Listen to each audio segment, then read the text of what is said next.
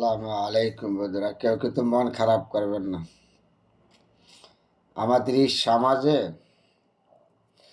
সমালোচনা করার লোক প্রচুর পাবেন, কিন্তু আপনাকে ভুলটা সংশোধন করার লোক পাবেন না, খুব কম সমাজে। এটা হলো আমাদের সমাজ।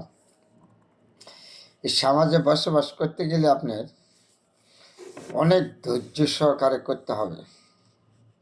কিছু কিছু সময় আছে দেখেও দেখা যাবে না, কিছু শোনা যায় না। কারণ মাটির দিকে তাকায়া, মানবতার দিকে তাকায়া তখন কিছু দেখে দেখা যায় না, কিছু শুনেও শোনা যায় না। এটা হলো আমাদের সমাজ। এই সমাজে বসবাস করতে গেলে আলো বাতাস অন্ধকার সব মিলিয়ে আমরা মানুষ।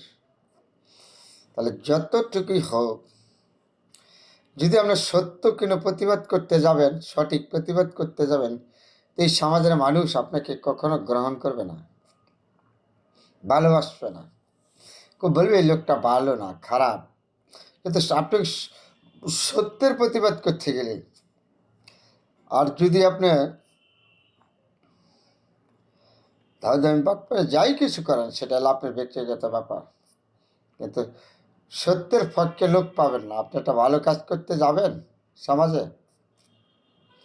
ও দেখুনে এমকের পোলা এমকের ছেলে কত কিছু করতেছে, করবে, তখন আপনি পিছিয়ে দিয়ে সমালোচনা করার জন্য লোকের কোনো অভাব পড়বেন না।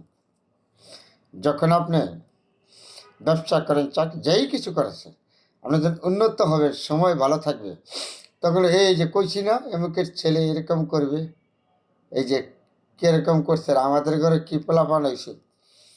এটা হইলো আমাদের সমাজ। কিন্তু জো হইলে আছে, বেজ হইলে নাই।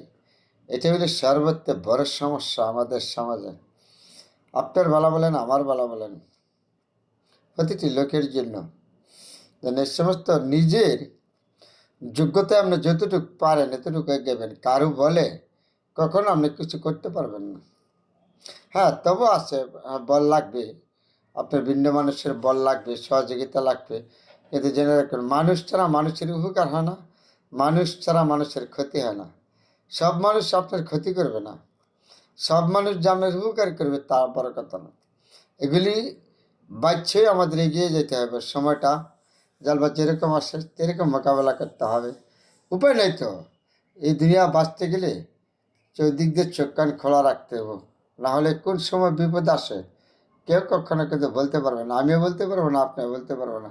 তারপরে বন্ধুরা, অনেকগুলি কথা বলেছি। সবাই ভালো থাকবেন, সবার জন্য দোয়া শুভকামনা রইল। আলহামদুলিল্লাহ।